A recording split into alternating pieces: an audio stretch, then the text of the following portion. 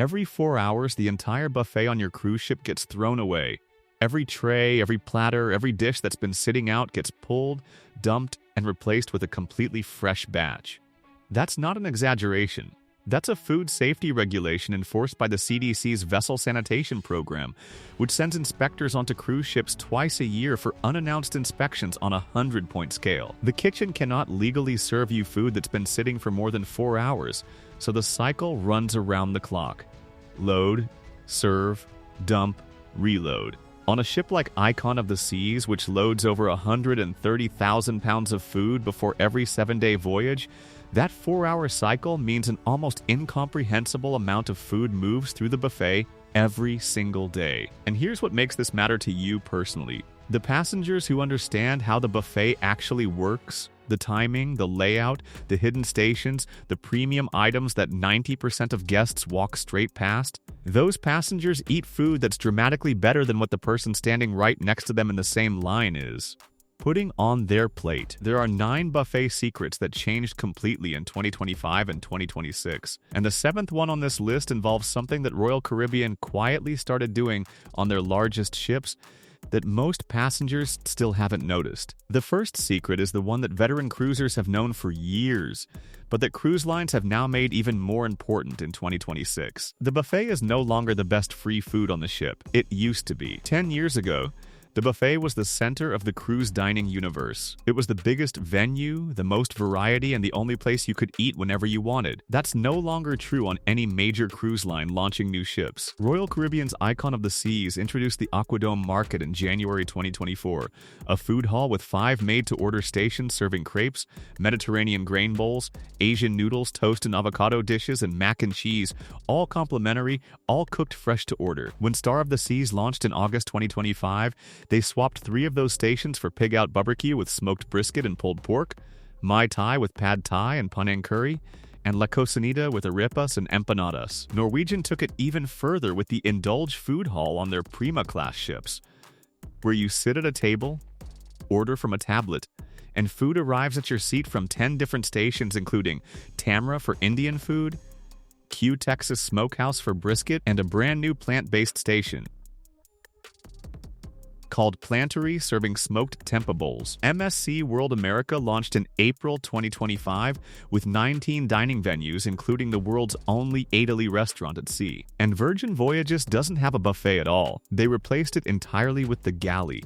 12 made-to-order stations serving ramen, tacos, Mediterranean bowls, and a 24-hour diner. The buffet still exists on most ships, but the smartest passengers in 2026 are using it strategically instead of defaulting to it for every meal. They eat at the food hall for lunch, the main dining room for dinner, and hit the buffet only when they understand secret number 2. And here's a detail that connects to the bigger picture. Disney's newest ships don't even open their buffet-style Marceline Market for dinner anymore. It's breakfast and lunch only. The signal is clear. Cruise lines are deliberately steering passengers away from the traditional buffet at dinner time because they know the main dining room and the food halls deliver a better experience. The passengers who recognize this trend eat at the right venue at the right time instead of defaulting to the same crowded buffet line 3 times a day. The second secret is about the clock, and once you understand the timing pattern, you'll never eat stale buffet food again. The first 30 minutes after the buffet opens for any meal are the golden window. Everything is fresh. The pastries are still warm from the bakery. The omelet station has no line. The fruit display hasn't been picked over. The carving station has a full roast that hasn't been sitting under a heat lamp. That window closes fast. By an hour into service, you're eating food that's been out the longest, fighting the biggest crowds, and getting the least attention from the kitchen. But here's what almost nobody knows. There's a second golden window in the last 45 minutes before the buffet closes for each meal. The kitchen puts out a fresh round of everything to carry through the final stretch, and the crowd has thinned dramatically because most passengers have already eaten. That late window gives you nearly the same freshness as the opening window, with a fraction of the crowd. The absolute worst time is the middle of any meal service. That's the dead zone where the food has been sitting the longest and the lines are at their peak. On port days, the timing shifts even more dramatically. The buffet is nearly empty while passengers are ashore, and then a massive spike hits around 1 in the afternoon when excursions return. If you're on the ship during a port day, eat at noon when the buffet is a ghost town, and you'll have the freshest food and the most space you'll see all week. Former cruise ship crew member Melissa KB, who spent 7 years working on ships, recommends waiting about an hour after the ship sets sail on embarkation day before hitting the buffet, because that's when the initial boarding rush clears out and the kitchen is putting out fresh trays for the afternoon crowd. She also suggests asking the crew members standing at the buffet entrance about peak times, because they've watched the flow patterns for months and know exactly when the crowds build and when they thin out. A 30-minute shift in either direction costs you nothing and transforms the quality of everything on your plate. The third secret is the one that physically separates the passengers who eat well from the ones who eat average, and it has to do with where you walk when you enter the buffet. Most passengers fill their plates at the first stations they encounter. They grab scrambled eggs, sausage links, and a piece of toast at breakfast. They pile on pasta, chicken, and a scoop of rice at lunch. They never make it past the third station because their plate is already full. Meanwhile, at the back of the buffet, there's an entire section of food that most passengers don't even know exists. Royal Caribbean blog calls the made-to-order cooking stations the hidden secret of the Windjammer, and crew members confirm that passengers regularly say they didn't know those stations were there because they assumed it was a prep area for the kitchen. The stir-fry station, the wok station, the made-to-order pasta station, the carving station with prime rib and roast turkey sliced to order, they're all positioned at the rear of the buffet, where foot traffic is lightest. The quality gap between a plate of food from the front stations and a plate from the back stations is enormous, because the front serves volume food that's been sitting in warming trays, and the back serves made-to-order food that was cooked 60 seconds before it hit your plate. Crew members say the simplest advice they give passengers is this: when you walk into the buffet, ignore the first 3 stations and go straight to the back wall. That's where the real food is. On Carnival, there's a specific venue most passengers never find called Guy's Pig and Anchor Smokehouse on Deck 5 that serves a complimentary Bubbock lunch buffet with smoked brisket, pulled pork, and sausage that's dramatically better than anything at the main Lido marketplace upstairs. Some Carnival ships also have a secondary, nearly empty buffet venue. On Carnival Horizon, the Ocean Plaza on Deck 5 serves hot and cold dishes at breakfast and lunch on sea days with virtually no crowds, because passengers don't know it exists. Norwegian's Garden Cafe has a noodle bar at lunch that serves brothy noodles with your choice of toppings, and multiple reviewers have called it one of the most consistently overlooked items on the entire ship. The pattern is the same on every cruise line. The food most passengers never find is always better than the food most passengers eat, and the only reason they never find it is because they stopped walking too soon. The fourth secret is about the premium items hiding in plain sight at the buffet that most passengers walk straight past because they don't look expensive enough to be free. Smoked salmon at breakfast is the most obvious example. It's sliced thin, silky, served alongside cream cheese, capers, red onion, and bagels, and it's sourced from established suppliers at a grade typically higher than what you'd find at a grocery store. Most passengers skip it because their brain doesn't associate smoked salmon with breakfast. The same principle applies to the imported cheese station, the charcuterie display, and the exotic fruits on Caribbean and Southeast Asian itineraries, where the ship loads tropical produce at regional port stops. Ripe mango, papaya, dragon fruit, and pineapple that was picked days ago instead of weeks ago tastes nothing like the pale grocery store versions back home. Here's the pattern that crew members want you to understand. The items at the buffet that most passengers ignore are almost always the premium items, because the kitchen puts out higher quality products in smaller quantities, knowing that fewer people will take them. The scrambled eggs and sausage links that everyone crowds around are the cheapest items on the entire spread. The smoked salmon and imported cheeses sitting untouched 10 feet away are the most expensive items per serving, and on gala nights and formal evenings, some cruise lines put out caviar, foie gras, and lobster tail at the buffet for a limited window. If you see luxury items appear at the buffet on a special evening, take them immediately because they disappear fast and they won't be back until the next formal night. The fifth secret changed dramatically in 2025,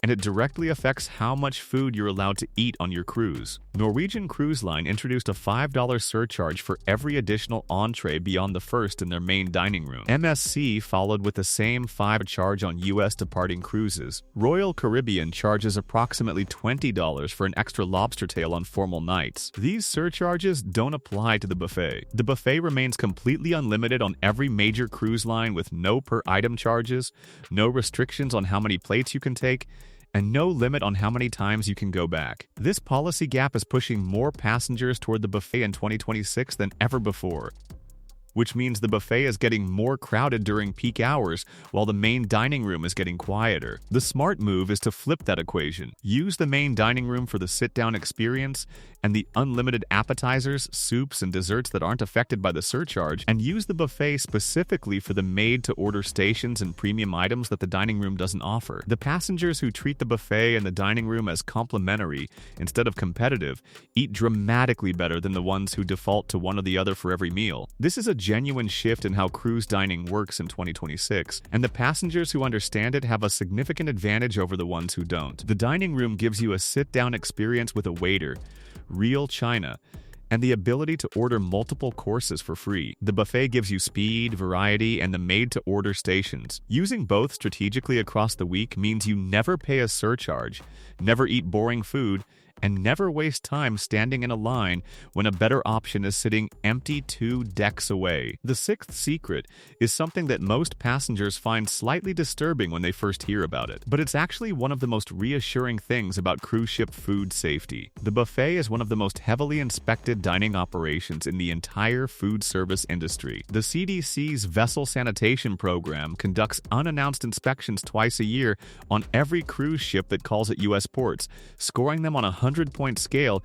where 86 or above is satisfactory. Inspectors check food temperatures, surface sanitation, water quality, and the 4-hour discard protocol. Every major cruise line has mandatory hand-washing stations with liquid soap at buffet entrances, because the CDC determined that soap and water are more effective against norovirus than hand sanitizer alone. Temperature-controlled refrigerators on modern cruise ships are monitored 24 hours a day, and the galley teams operate under HACCP food safety principles that exceed what most restaurants on land follow. The scale of the operation behind the buffet is staggering. Icon of the Seas employs 425 chefs across 23 galleys. The dishwashing team of 52 crew members processes roughly 70,000 dishes and 21,500 glasses every single day. Night crews start pre-preparation work while passengers sleep, and the morning kitchen teams begin at 5 in the morning for breakfast service. The food you're eating at the buffet has gone through more safety checks than almost anything you eat at a restaurant back home,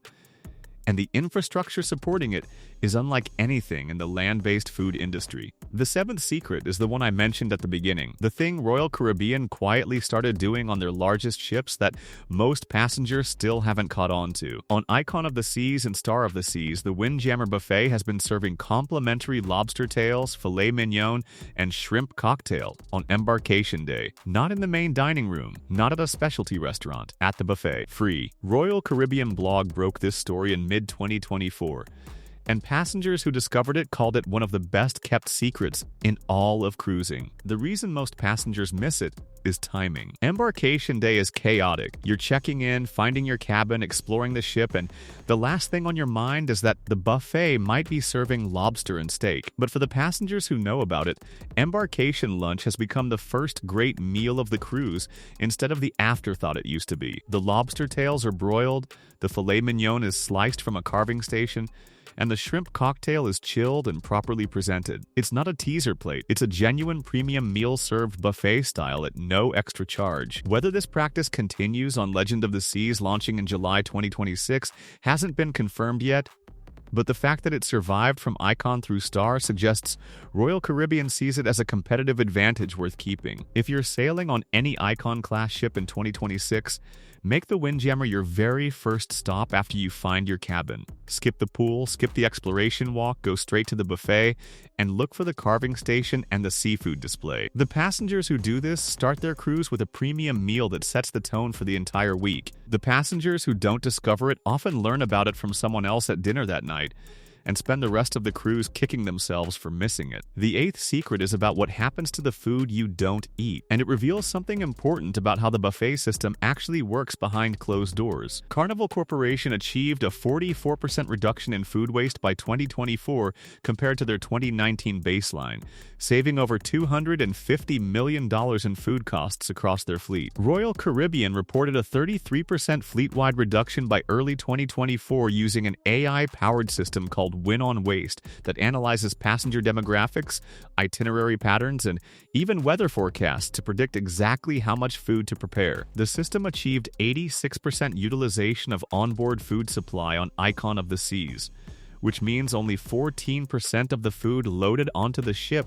goes unused. What does this mean for you as a passenger? It means the buffet is getting smarter. The days of mountains of food piled high and half of it going to waste are fading. The trays are smaller now. The portions at each station are more precise. Items are refreshed more frequently in smaller batches instead of less frequently in giant batches. And the food you're eating is actually fresher because of it. The AI system notices when passengers on Caribbean itineraries eat more seafood and less red meat, so the next sailing adjusts accordingly. It notices when cold weather itineraries drive higher soup consumption. It even tracks which buffet stations have the highest untouched food rates and recommends replacing them with something passengers actually want. The buffet is no longer a guessing game run on instinct. It's a data-driven operation.